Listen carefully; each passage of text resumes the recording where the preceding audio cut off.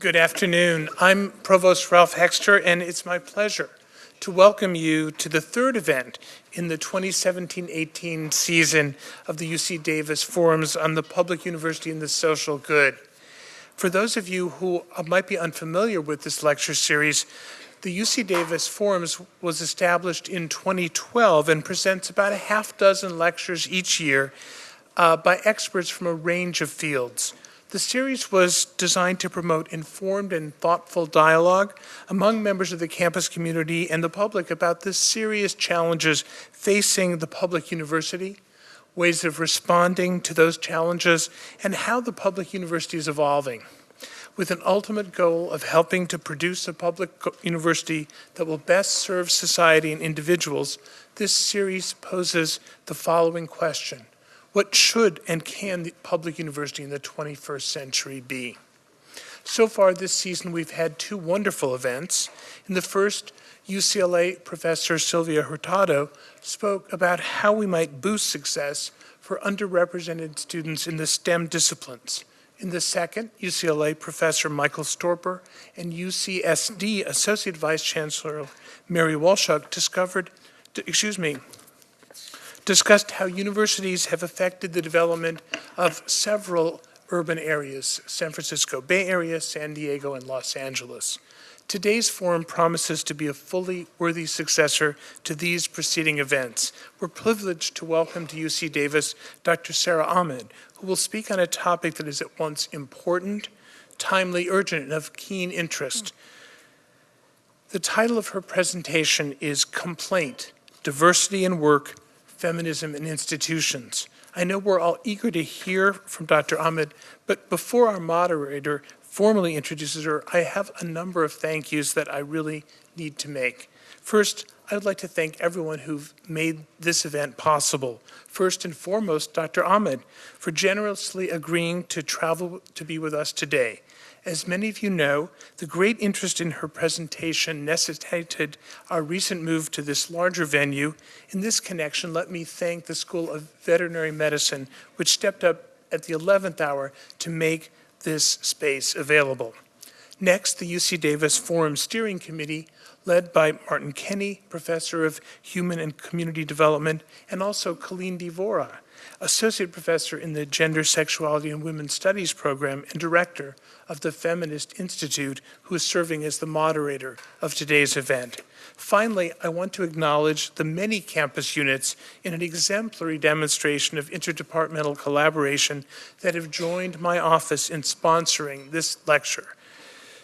The Community and Regional Development Program, the Center for Regional Change, the Feminist Research Institute, the College of Agricultural and Environmental Sciences, the Graduate Group in Cultural Studies, the Office for the Vice Chancellor for Student Affairs and Campus Diversity, the College of Biological Sciences, the School of Law, the School of Medicine Office of Equity, Diversity, and Inclusion, the Institute for Social Sciences, the Department of Gender, Sexuality, and Women's Studies, the Department of American Studies, the Department of English, the Designated Emphasis in Critical Theory, the Graduate Group in Performative Studies, the Department of Comparative Literature, and the Department of Anthropology. Looking ahead, I encourage everyone here to attend as many of our upcoming forums as you possibly can. The next one, which will be held only a week from today on February 22nd, will feature USC professor Sean Harper speaking on the topic, How Universities Sustain Racism in America. For information on this and all of the season's forums, as well as access to our video archive of past events, please visit the series website at forums.ucdavis.edu.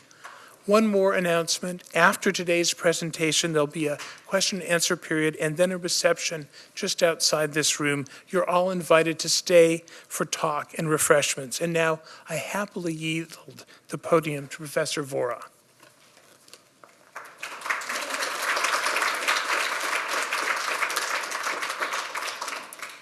Thank you, Provost Hexter. I have the distinct pleasure of introducing Dr. Sara Ahmed today. I will give you a sense of her impact as a scholar and as a public intellectual in the briefest possible time, since we are all very much anticipating her lecture. Many of us follow the public intellectual work of Dr. Ahmed on her blog, Feminist Killjoys, and via her Twitter posts. Her commitment to this public work is particularly impressive given her prolific and essential scholarship. Her 2 decades of work include 8 single-authored monographs and a list of articles in many prominent critical and cultural theory journals. The list is even longer than the list of supporters of this talk today, so I'll let you look it up. Dr. Ahmed's field-defining research in post-colonial feminisms, in economies of affect, and on the cultural politics of emotion have been essential to the fields of post-colonial studies, gender studies, queer theory, and critical race studies since the late 1990s. Her publications and public lectures have influenced the work of a generation of scholars, including my own, and have helped grow and establish feminism, feminist and critical race studies in the academy. For example, her monograph entitled The Promise of Happiness, published in 2010, was awarded the Feminist and Women's Studies Association Book Prize in 2011 for ingenuity and scholarship in the fields of feminism, gender, and women's studies. More recently, she has turned her analytical acumen to work on the university itself as a research site, now as an independent scholar. In 2012, she published the book On Being Included, Racism and Diversity in Institutional Life. In 2014, Willful Subjects, and most recently, in 2017, her widely read book entitled Living a Feminist Life. Dr. Ahmed is former faculty of Lancaster University and later of Goldsmiths College, University of London. Among her current projects is research into complaint, particularly complaint demanding inquiry into sexual harassment and misconduct. Please join me in a warm welcome for Dr. Sara Ahmed.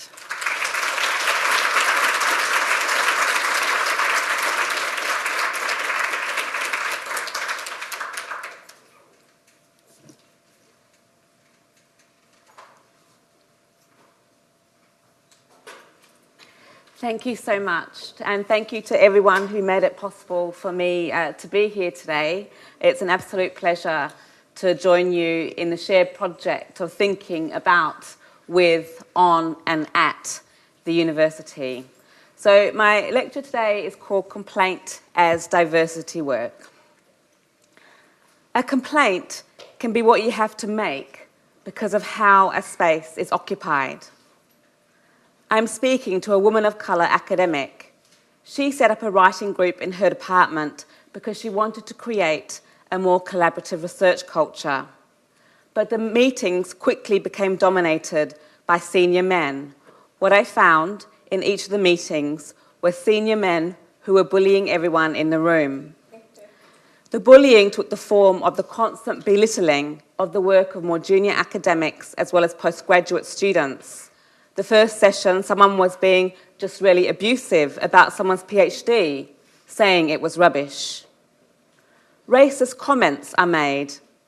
I'm from London, and London is just ripe for ethnic cleansing. She described how people laughed, how the laughter filled the room. Ableist and sexist comments are made. A woman is described as obviously mentally ill. She commented on these comments. These were the sorts of things being aired. These were the sorts of things, sentences as sentencing, violence thrown out as how some are thrown out. These were the sorts of things being aired. Even the air can be occupied. So what do you do? What to do? She decided to make a complaint because she wanted it recorded and because the culture was being reproduced for new PhD students. A complaint becomes a recording device. You have to record what you do not want to reproduce. She gathered statements from around 20 people in her department. A complaint can be a feminist collective. A meeting is set up in response to her complaint. And at that meeting, she was described by the head of human resources as having a chip on her shoulder, as if she complained because she had a personal grudge. She adds, "They treated the submission as an act of arrogance on my part." It is as if she put a complaint forward as a way of putting herself forward. A complaint is treated as self-promotional. One way a complaint is heard or not heard is to discredit the complainer as if the problem she identifies is a problem with her. Her complaint goes nowhere, and the issues are, to use her terms, swept under the carpet, covered over. When those who try to stop a culture from being reproduced are stopped, a culture is being reproduced. A complaint about what is going on within a university can provide us with an alternative catalogue of the university. Complaints can teach us how a university is built. In today's lecture, I want to think about complaint as diversity work. We become diversity workers when we try to dismantle the structures that are not built to accommodate us. In understanding diversity work in this way, I'm building upon work done by Chandra Talpe-Mahanti, Gloria Vecca, Jackie M. Alexander, and Heidi Mirza, who've offered powerful critiques of diversity in the academy as a way of building feminist of colour and black feminist counter-institutional knowledge. Complaint. A word can bring up a history. The word complaint derives from the old French, comprender, to lament, a lament, an expression of sorrow and grief, from Latin, lamentam, wailing, moaning, weeping. Wailing, moaning, weeping. A complaint seems to catch how those who challenge power become sites of negation. To complain as to become a container of negative affect, a leaky container, speaking out as spilling over.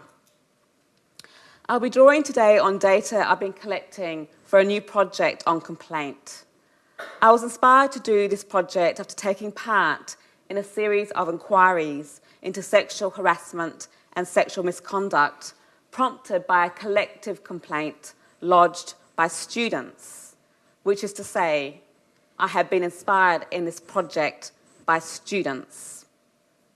I have since conducted interviews with and received written testimonies from those who understand themselves to have been involved in some way in a complaint process, including former students, administrators, early career academics, senior academics, and retired academics.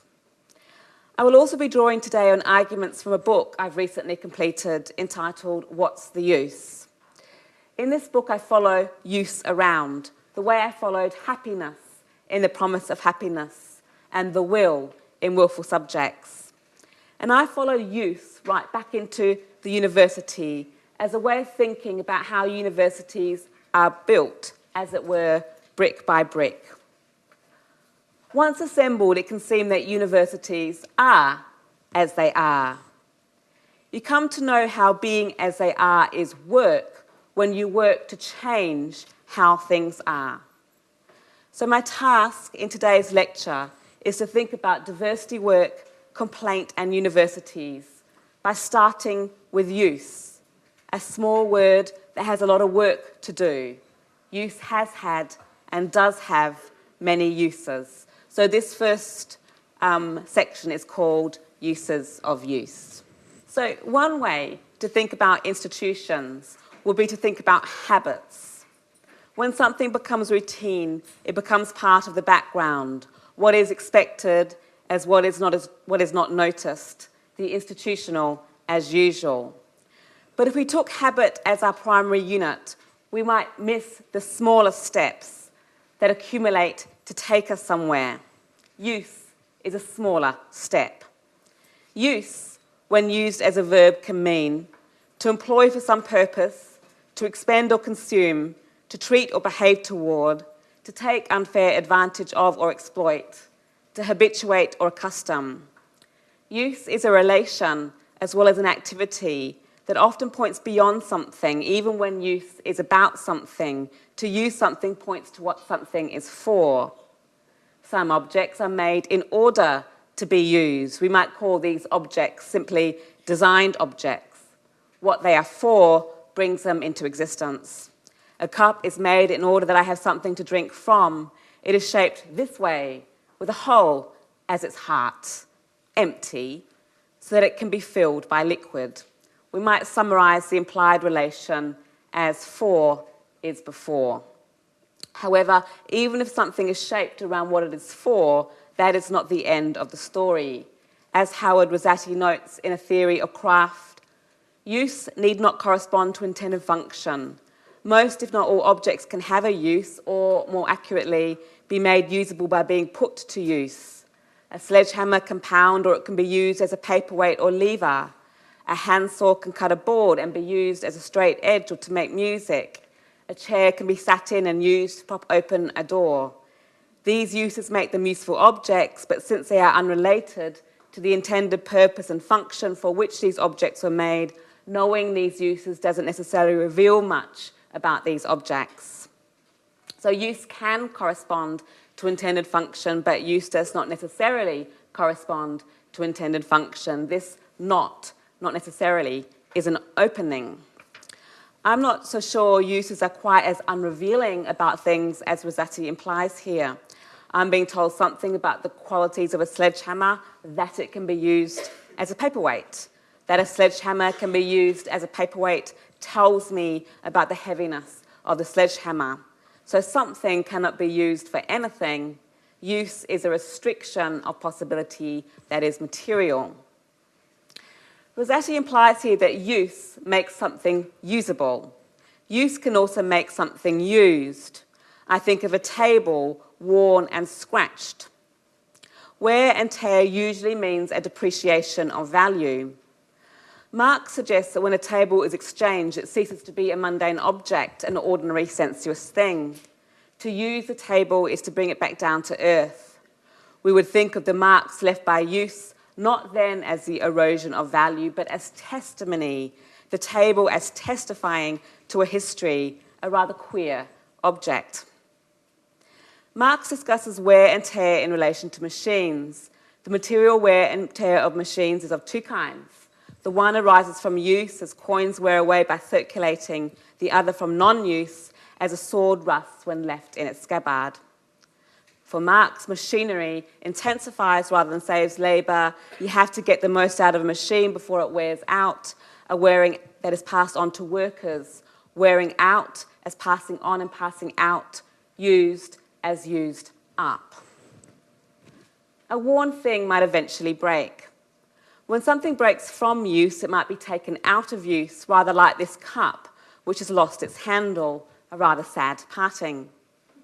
When we think of something as being in use, we might think of a sign on a door, occupied.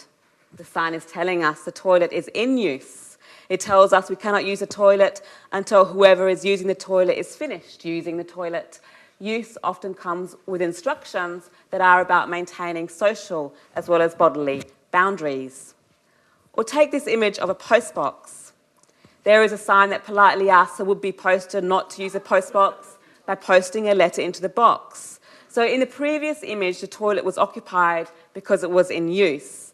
In this case, the postbox is out of use because it is occupied. Although, of course, from another point of view, it is in use. The postbox has provided a home for nesting birds. So intended functionality can mean who something is for, not just what something is for. And this means that something can be used by those for which it was not intended. A change of use, in this case, however, does require a sign, please do not use, to stop what would be usual, which is posting a letter through the box. The sign, we might assume, is temporary. The box will come back into use as a postbox when it ceases to be a nest. So back into use. Use can involve comings and goings. Take this example of a well-trodden path. The path exists in part because people have used it. Use involves contact and friction, the tread of feet smoothing the surface. The path is becoming smoother, easier to follow. The more a path is used, the more a path is used. How strange that this sentence makes sense. Without use, a path might disappear, becoming overgrown, bumpy, unusable, like this path. We know it's a path because of a sign, but you can hardly see the sign for the leaves. Use can be necessary To preserve something, use it or lose it. This is not only a mantra in personal training, which apparently it is, it can also become a philosophy of life, not using, not being. A path can appear like a line on a landscape, but a path can also be a route through life. Collectivity can be acquired as direction. The more a path is travelled on, the clearer it becomes.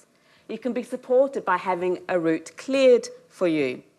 Heterosexuality, for instance, could be thought of as a path, a route through life, a path that is kept clear, maintained not only by the frequency of use, and a frequency can be an invitation, but by an elaborate support system. When it is harder to proceed, when a path is harder to follow, you might be discouraged. You might try and find another route. Just think of how we can be dissuaded by perpetual reminders of just how hard something will be. Deviation is hard. Deviation is made hard. Thoughts, feelings, they too have paths. The used path is in use as a way of thinking about thought. John Locke, for example, once suggested that thoughts, once set a-going, continue in the same shape they are used to, which by often treading are worn into a smooth path, and the motion in it becomes easy and, as it were, natural. Used to. A history of use as a history of becoming natural. William James cites the work of Dumont on habit. Everyone knows how a garment, having been worn a certain time, clings better to the shape of the body than when it was new. A lock works better after being used some time. At the outset, a certain force was required to overcome certain roughness in the mechanism.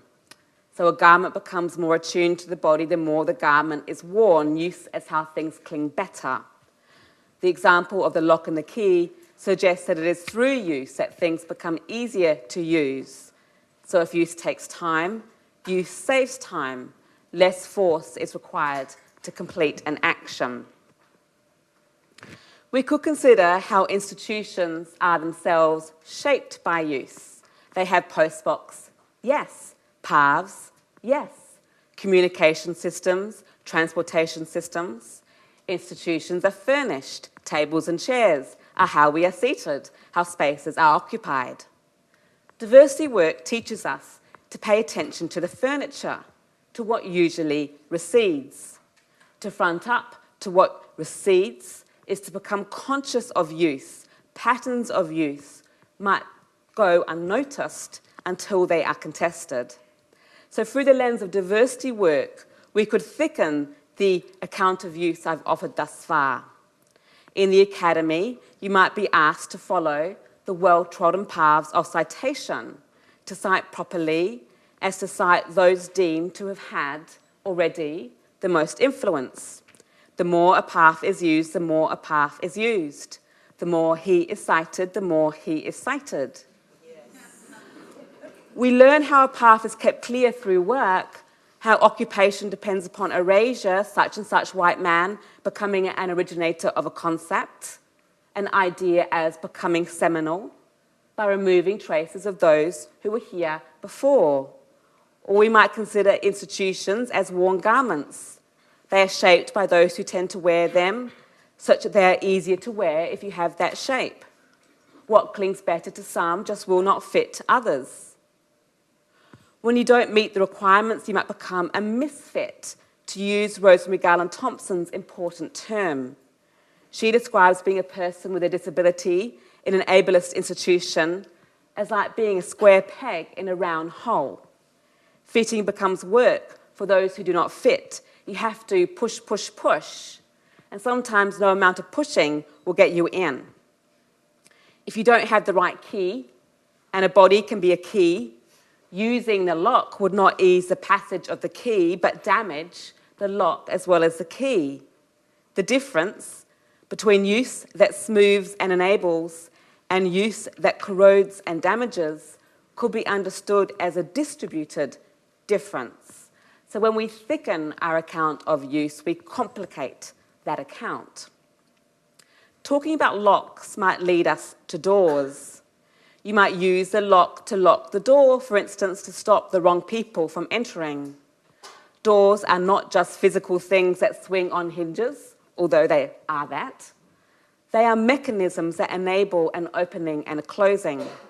For those without the key, a locked door might as well be a wall. It is what would stop your progression. Walls came up rather a lot in my data on diversity that I presented in On Being Included. And as you'll hear today, doors have come up rather a lot in my data on complaint.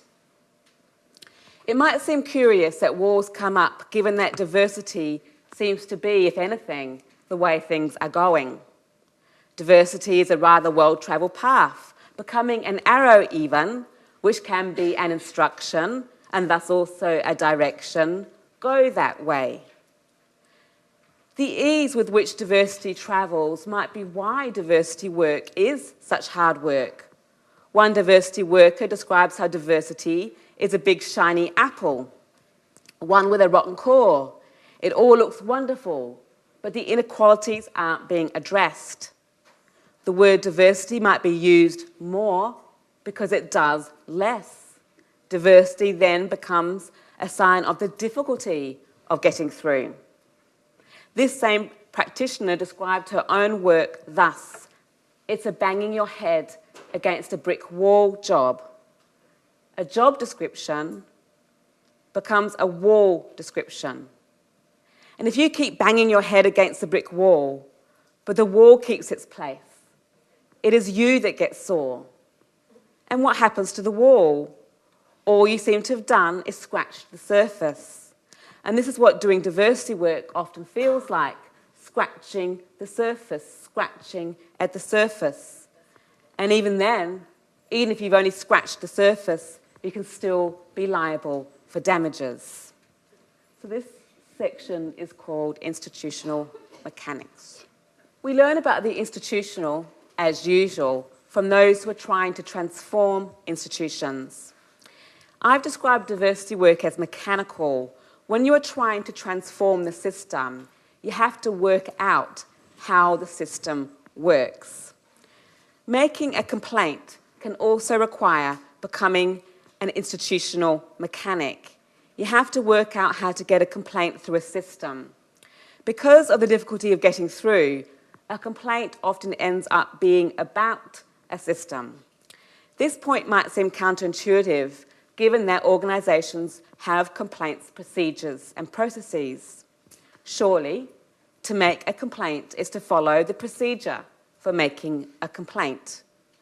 In fact, listening to those who've tried to make formal complaints has taught me that the gap between what is supposed to happen and what does happen is densely populated. In the UK, many universities include as part of their complaint policies a discussion of how they will record and monitor complaints. One university writes that complaints will assist in identifying problems and trends across the university. So here, complaint as data collection. They then write that complaints will form the basis of positive publicity in demonstrating that identified issues have been resolved.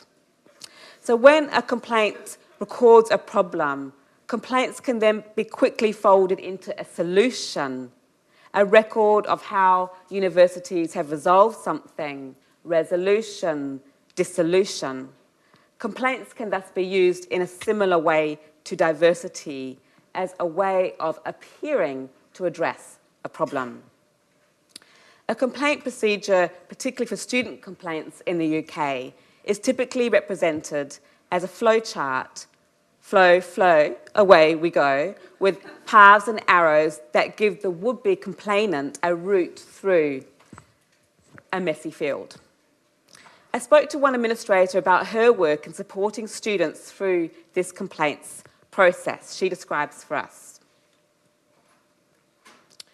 So your first stage would require the complainant to try and resolve it informally, which is really difficult in some situations, and which is where it might get stuck in a department. And so it takes a really tenacious complaining student to say, no, I am being blocked.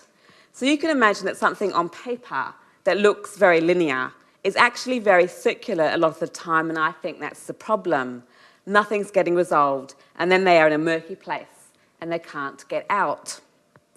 So a procedure exists in order to clear a path, but as this administrator describes, that path can be blocked at any point. In order to proceed, you have to keep saying no, which she describes as requiring confidence and tenacity, two qualities that might have been worn down already by the experiences that lead students to need to make a complaint in the first place. So a complaint is not simply an outcome of a no. A complaint requires you to keep saying no along the way.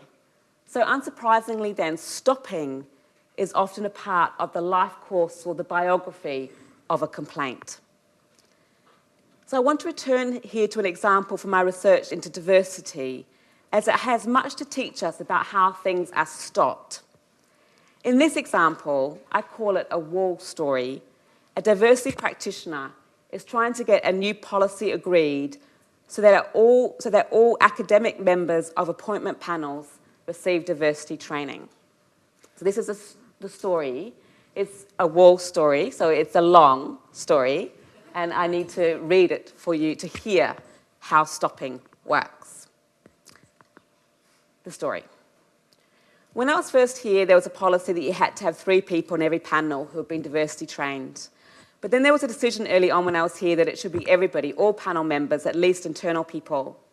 They took that decision at the Equality and Diversity Committee, which several members of the senior management team were present at.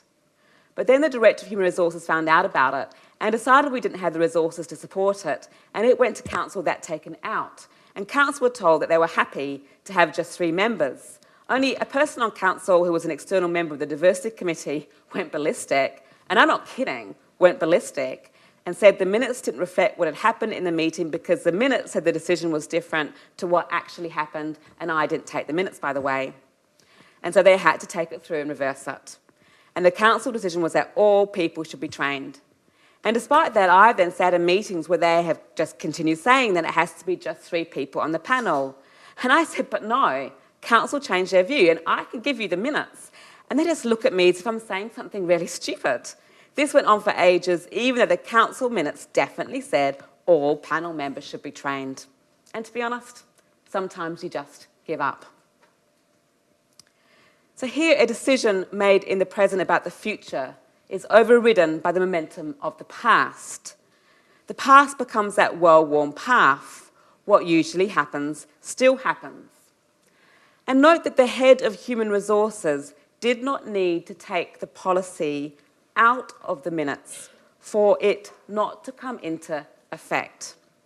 I call this dynamic non-performativity, when naming something does not bring something into effect, or when something is named in order not to bring something into effect. So I think of the wall as a finding. Let me summarise the finding. What stops movement moves.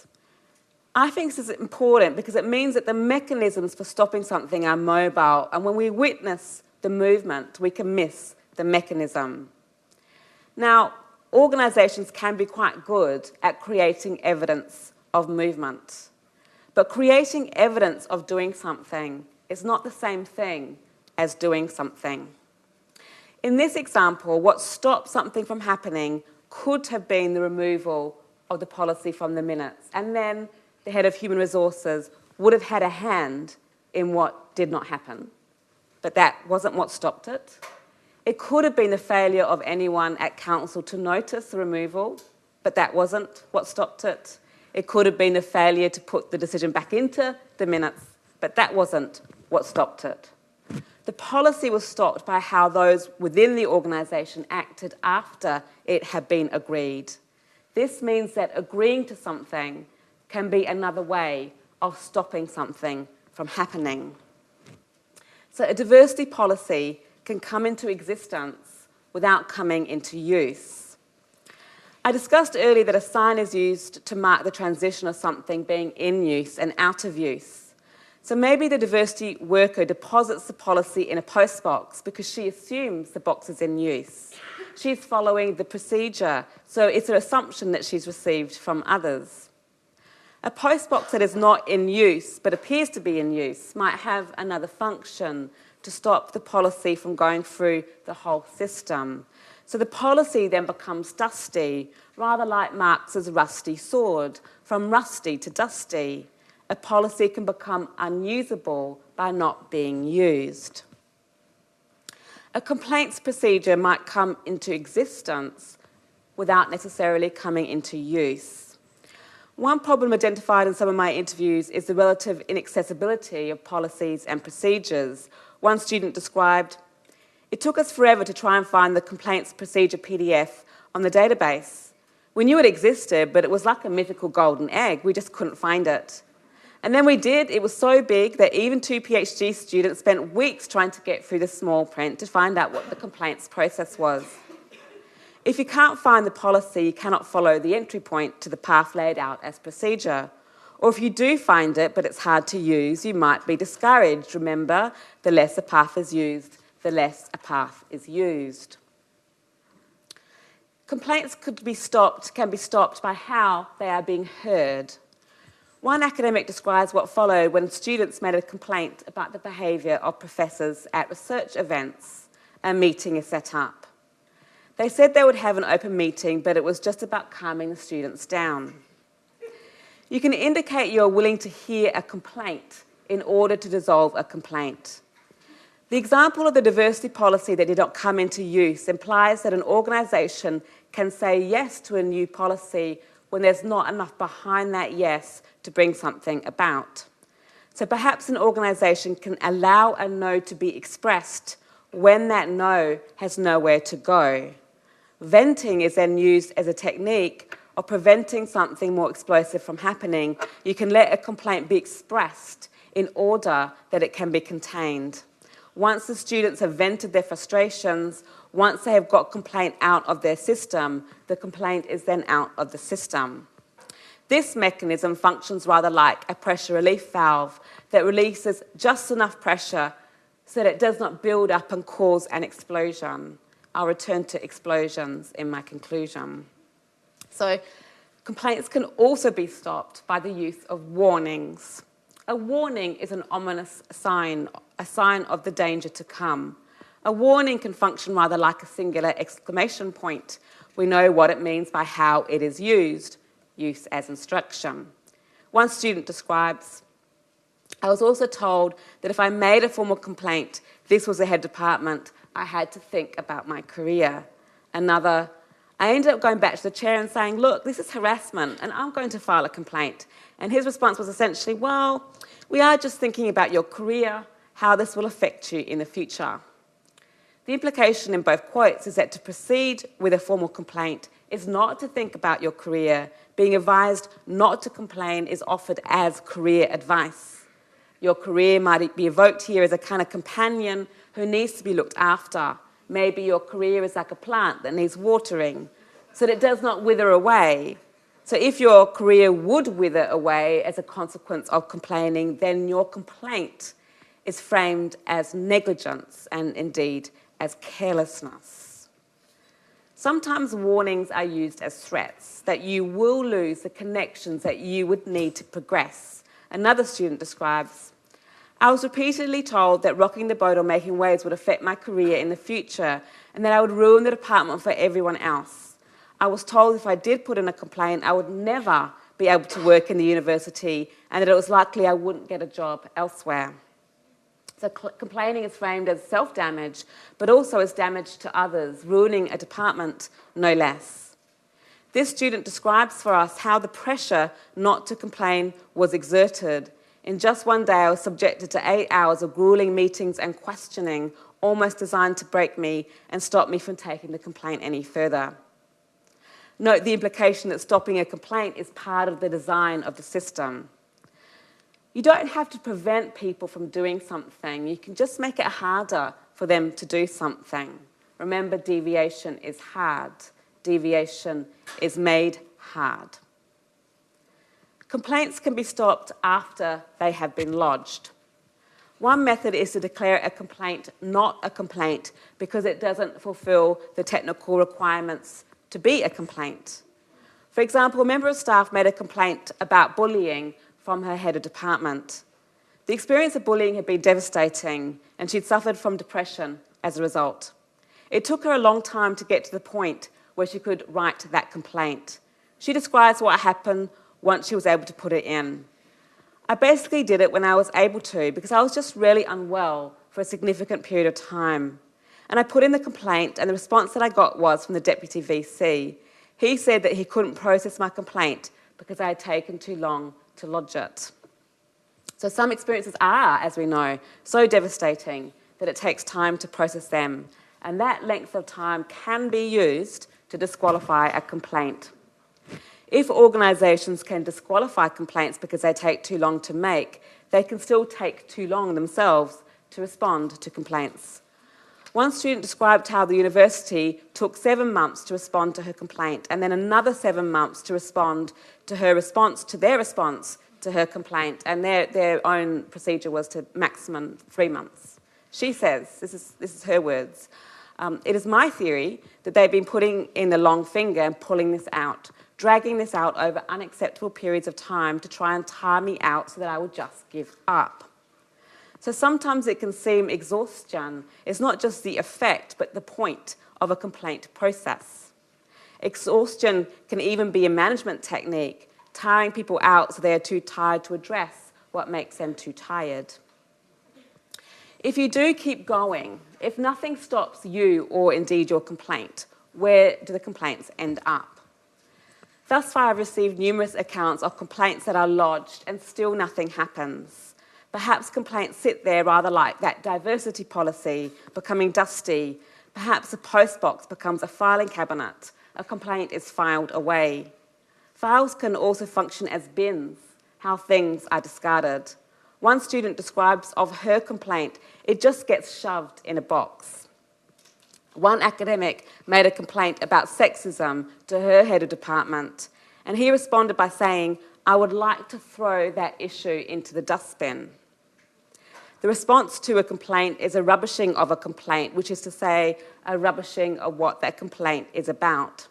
It is sexism that enables sexism to be treated as rubbish, racism that enables racism to be treated as rubbish, and so on. You encounter what you complain about when you complain about what you encounter. When a complaint is filed away or binned, those who complain can end up feeling that they too are being filed away or binned. We need to remember that a complaint is a record of what happens to a person. Complaints are personal. Complaints are also institutional records. They are records of what happens in an institution. Complaints are institutional. The personal is institutional. To file a complaint can mean to become alienated from your own history, a history that can be difficult, painful, and traumatic. This section is called a complaint biography. So my project began as a project on formal complaints. I wanted to follow them around, to give them a biography. But early on I realised that the tightening of the complaint genre, a complaint as a requirement to fill in a form, is how many struggles are not recorded. I also began to realise how we have our own complaint biographies, our own ways of relating to the institutions that accommodate us, which might include moments of crisis when you have to decide whether or not to say something in response to what is being done or not being done. The story of a complaint can be about how you do not fit, how you are not attuned to the requirements of an organisation. A complaint then as a misfit genre, to evoke again Rosemary Garland-Thompson's terms. Diversity can be experienced as the requirement to become attuned to an organisation. You might end up on a diversity committee because of who you are not white, not cis, not able-bodied, not man, not straight. The more nots you are, the more committees you end up on. You can be a misfit even on these committees. A woman of colour academic describes, "I was on the equality and diversity group in the university, and as soon as I started mentioning things to do with race, they changed the portfolio of who could be on the committee, and I was dropped." To say the word race as a woman of colour is to be heard as complaining. Just the word will do it. If you embody diversity, you're supposed to do that work with a smile. She added, "Whenever you raise something, the response is that you're not one of them." When a complaint is necessary because you do not fit, a complaint seems to amplify what makes you not fit, picking up what you are not The not almost becomes an exclamation mark. Another academic describes how she has to keep pointing out that rooms are inaccessible because they keep booking rooms that are inaccessible. She says, I worry about drawing attention to myself, but this is what happens when you hire a person in a wheelchair. There have been major access issues at the university. She spoke of the drain, the exhaustion, the sense of, why should I have to be the one who speaks out? You have to speak out because others do not. And because you speak out, others can justify their own silence. They hear you, so it becomes about you. Major access issues become your issues, personal to you. Maybe you end up feeling used up, limp, spent, rather like this tube of toothpaste, as if you've got nothing left to give. Or maybe you reach a point, a breaking point, when it all spills out. You might fly off the handle, rather like that broken cup, an expression that can mean to lose your temper. Another academic describes hearing the wearing in her own voice. And then, of course, you get witch hunt, you get scapegoated, you become the troublesome uppity woman, you become the woman who does not fit, you become everything the bully accuses you of because nobody's listening to you. And you can hear yourself starting to take that, not petulant tone, bangs table, come on! You can hear them saying, oh, there you go. Many years earlier, a diversity practitioner had said something similar to me, oh, there she goes. Both times we laughed. It can be a relief to have an experience put into words. The feminist killjoy, that leaky container, she comes up here. She comes up in what we can hear. We hear each other in the wear and the tear of the words we share. We hear what it's like to come up against the same thing over and over again. We imagine the eyes rolling as if to say, she would say that. It was from experiences like this that I developed my equation, rolling eyes equals feminist pedagogy. You have to keep saying it because they keep doing it. A complaint is treated as a broken record, as if she's always stuck on the same point. But you say what you say because they do what they do. A complaint then is not the starting point. To make a complaint, formally or informally, is to complain about something that precedes the complaint. And what precedes the complaint can be what stops the complaint from getting through. One student gives an account of turning up at a postgraduate retreat. She'd been away from the department for some time and she senses that something shifted. It was a cultural shift I recognised as I came through the doors. There was a lot of touching going on, shoulder rubs and knee pats. It was the dialogue. They were making jokes that were horrific. They were doing it in a very small space in front of staff and nobody was saying anything. And it felt like my reaction to it was out of kilter with everyone else. It felt really disconnected. The way I felt about the way they were behaving and the way everybody else was laughing. They were talking about milking bitches. I still can't quite get to the bottom of where the jokes were coming from. Nobody was saying anything about it. People were just laughing along. You can open the door and be hit by it, a change in atmosphere, intrusions into personal space, words out, words about. The sexist expression, milking bitches, seems to have a history. Each time that expression is used, that history is thrown out like a line you have to follow if you are to get anywhere. When laughter fills the room like water in a cup, laughter as holding something, it can feel like there's no room left. To experience such jokes as offensive is to become alienated not only from the jokes but the laughter that surrounds them, propping them up, giving them somewhere to go. She describes further, I got a sense that he realised that I was really not very happy with what was going on. Maybe it was just something, everything about my person was just, this is not acceptable. I was just not condoning the way they were behaving. I was not finding it funny. You start to stand out in that way, you were just not playing along. He was doing things, I think, to try and provoke me to react to him. I think he was doing it under the guise of humour. But he specifically went for me verbally at a table where everyone was eating lunch. It was a large table with numerous amount of people around it, including staff. I was having quite a personal conversation with someone and he literally leant across the table, physically came forward. He was slightly ajar to me. He was really close. And he said, oh my God, I can see you ovulating. A complaint can be heard before she says anything. Just by not laughing, not going along with something, she comes to stand out. because she does not find the jokes funny, because she is not condoning the behaviour, because she is not happy with what is going on, he comes after her. Her personal space invaded, words flung out, flung at, reduced to body, pulled back, woman as ovary. She is not allowed to do her own thing, to be a student, to have a conversation with others. Words can be how spaces are occupied, how the university becomes occupied, how bodies can take up spaces as if those spaces belong to them. The student describes what follows this experience. I think the staff member knew I was deeply upset by it. I pretty much left the table. And he followed me out and started a conversation. This is probably in hindsight where it started to get difficult. In that staff member started to lean on me. Immediately he said to me, "Oh, you know what he's like. He's got a really strange sense of humour. He didn't mean anything by it." And the implication was I was being a bit oversensitive and then I couldn't take a joke. And I need to sort of forget about it and move on. There is an effort to stop the student from complaining about the situation in the situation. She is told not to say anything, not to be oversensitive, not to do anything, not to cause trouble.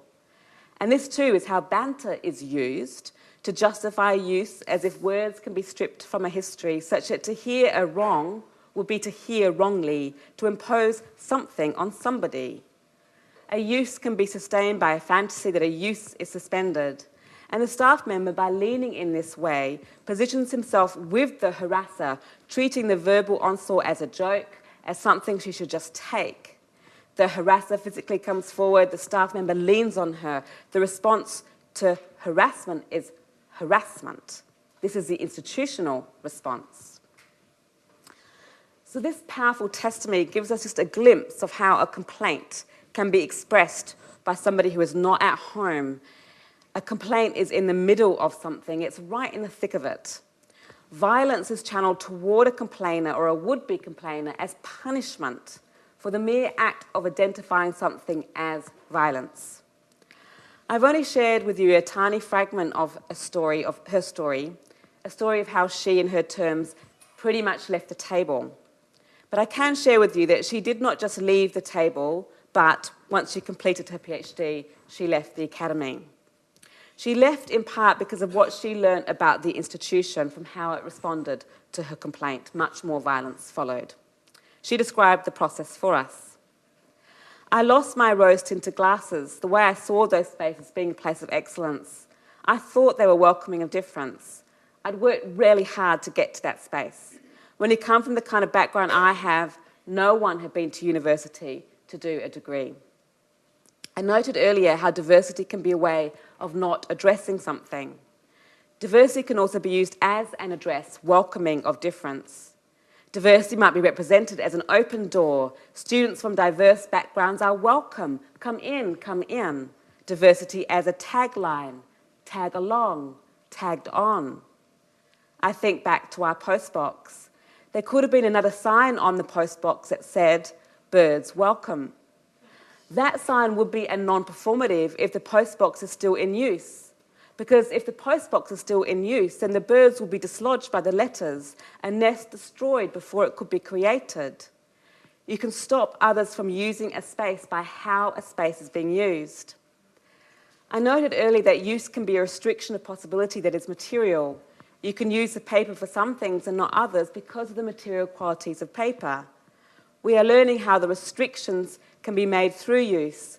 Those letters in the box, the words that are thrown out and about, they become materials. What stops others from making use of something? If the restriction of possibility is material, that restriction is only experienced by those who are not accommodated. So for as before acquires a new resonance here. When a space is assembled for some, they come before others. A door can be shut because of what a space is being used for as door. I'm speaking to an academic about her experience she had when she was a student. One of the lecturers on her course had been making her feel uncomfortable. One time she enters his office. And then one afternoon I went into his office to talk to him about something. It was an office a bit like this, but without any glass, with a door that opened inwards and opened on a latch, and he pushed me up against the back of the door and tried to kiss me, and I pushed him away. It was an instinctive pushed him away, and I tried to get out of the room. And it was a horrible moment, because I realised I couldn't actually. It was very difficult to operate the latch. And so I left and I ran down the stairs and I gathered my thoughts. I got to the next floor. I walked into the common room and I just talked to whoever was there about anything. He must have thought I was quite strange at the time because it wasn't very coherent. And I heard him follow me down and just turn around and go back up again. We are back to the door, the back of the door. A door without glass, solid, can't be seen through. A door is what you're pushed against. The latch that won't open, getting stuck, trying to get out. The work you have to do to get out. Behind closed doors, harassment happens there, out of view, in secret. You can be locked in, you can be locked out. That door is a teacher. It teaches us the significance of a complaint about harassment being lodged in the same place the harassment happened. A door is shut on her, the same door is shut on a complaint, the same door. She submits, in this case, a informal complaint, a letter, detailing the assault. What happens to her complaint? Her letter ends up with the dean, who happens to be friends with the person who harassed her. And what did the dean do? The dean basically told me I should sit down and have a cup of tea with this guy to sort it out. So often a response to a complaint about harassment is to minimise harassment, as if what occurred is just a minor squabble between two parties, something that can be sorted out by a cup of tea, that English signifier of reconciliation. A complaint then becomes a failure, your failure, to resolve the situation more amicably. She did not proceed to a formal complaint. Her complaint was stopped, but he was not. Now, I say her complaint was stopped rather than she was stopped because she did go on to have a career. She is now a professor. But this experience of being assaulted and harassed when she was a student stayed with her. She describes, I thought I got a first because of academic merit, but then after this happened, I remember thinking, but hang on, maybe not. Maybe this was some sort of ruse to try and keep me in the institution so you could keep the contact going. It starts undermining your own sense of your academic merit, the quality of your work, and all that kind of stuff. Being harassed by a lecturer can damage your sense of self-worth, your intellectual worth, leading you to question yourself, doubt yourself. Her complaint was stopped, she was not, but she carries that history with her. I could hear that history in her testimony. I could hear the self-doubt in her voice. Her complaint was stopped, but he was not, so what happened to him? She tells us. He was a known harasser. There are lots of stories told about him. I had a friend who was very vulnerable. He took advantage of that. She ended up taking her own life. She ended up taking her own life. So much more pain, so much more damage at the edges of this one woman's story of damage. He went on. He was allowed to go on when her complaint, and for all we know there were others too, we do not know how many said no, did not stop him. He has since retired, much respected by peers, no blemish on his record. No blemish on his record, no blemish on the institutional record. The damage carried by those who did complain or would complain if they could complain is carried around like baggage, slow, heavy down. To hear complaint is to hear from those weighed down by a history that has not left a trace in the official records. Damage to a person is deflected by being treated as potential damage to an institution, its reputation, and as potential damage to a person if a person is indeed identified by a complaint. Such potential damage is often evoked through or as a concern for consequence, for how much he or they would have to lose, career, status, standing, and so on. And so, organisations become aligned with those who abuse power because they share an interest in stopping what is recorded by a complaint from getting out. One student thus said to me, "It is like you are complaining to your abuser." The institution in protecting that abuser will take his place. And I would add here that when that protection fails, when an abuse of power does get exposed or come out, the figure of the abuser is often quickly transformed into that of the stranger or the foreigner, a foreigner not expressive of the values of the organisation. To stop him does require transforming a system that is built to enable him. So a complaint teaches us about the continuity of abuses of power with the use patterns of an institution. And by use pattern, I'm not referring to official policies. I'm referring instead to how universities are occupied, how a network can come alive to stop a complaint from getting through, rather like how electricity travels through wire, hiring as wiring. Hiring as wiring, how data is transmitted through organisations, the speed with which some information travels has something to do with how they are built to meet some people's requirements. So paths into an organisation, hiring, become paths through an organisation, wiring. The more a path is used, the more a path is used. The more he is connected, the more he is connected. When a circuit is broken, its conductive elements no longer form a complete path. So a complaint can become a crisis for an organisation because or when it threatens to break a circuit. A complaint then functions like a switch, an alarm or an alert that triggers a reaction. When a network comes alive, it is in order to protect those who are the most networked, which is to say, a network can be how a complaint is stopped. And when I say a network comes alive, I'm not suggesting this activity is coordinated by one person or a group of people who are meeting in secret, though I do think secret meetings happen. But meetings do not need to happen. What does not get out is what is built in. So I think a complaint here is treated as a loose connection, as what would deprive others of the benefits that follow the more used path. One student describes how her complaint was framed by her peers. We were accused of having caused a disruption in their studies. They valued their desire to have him as a professor over those who were suffering psychologically because of his harassment. We needed to be in solidarity with those whose education was now being disrupted, not the other way around. So a complaint is framed as a failure of the students to share that connection, a lack of solidarity with others who were then cut off from this source of information and energy, with the professor becoming the body through which that energy and information circulates. I think we could also rethink the feminist killjoy in these terms, the feminist killjoy as a loose connection. She deprives others of what would follow a shared connection. She causes damage by not being properly attached. So a connection is also an investment in that connection. The more he is connected, the more are invested in the connection. When one MA student made a complaint about the conduct of the most senior member of her department, she was told by the convener of the program, "Be careful, he is an important man." He is an important man. This declaration functions not only as a warning, tread carefully, it won't end well, and I think an appeal, be kind, be nice, he matters, but also as a justification. He does this because he's an important man. Because he's an important man, he does this. This student went ahead with a complaint. In her terms, she sacrificed the references.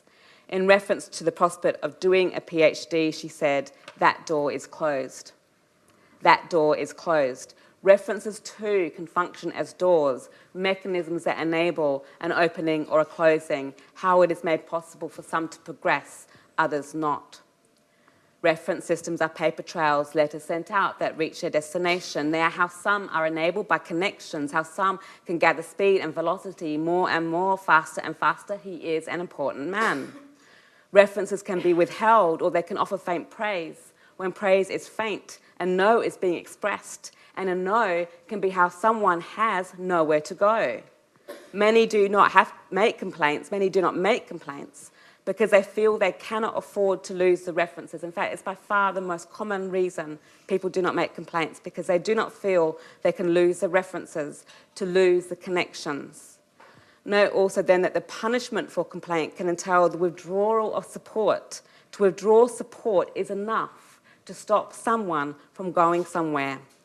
Power manifests as the withdrawal of support for those who show how power manifests. This is my conclusion. It's called Lifting the Lid. I've shared with you a tiny amount of the data I've collected thus far on complaint.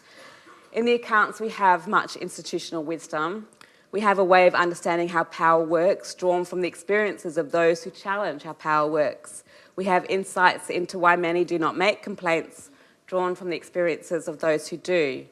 We know that to experience something as harassment or bullying, let alone to formalise that experience into a complaint, can lead to more harassment and more bullying. Many do not complain because of how it is made costly to complain. And yet we are here in this room as diversity workers because people have complained.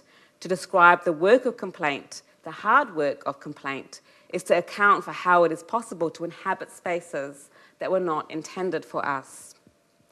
If to complain is to locate a problem, a complaint becomes the location of a problem. When I shared my reasons for resigning from my academic post in protest at the failure of the institution to address sexual harassment as an institutional problem, I quickly became the location of a problem, the cause of damage. What a mess, Sarah, my colleagues would say. I became a leaky pipe. Drip, drip. Look what a mess you've created. Organisations will try and contain that damage. The response, in other words, is damage limitation.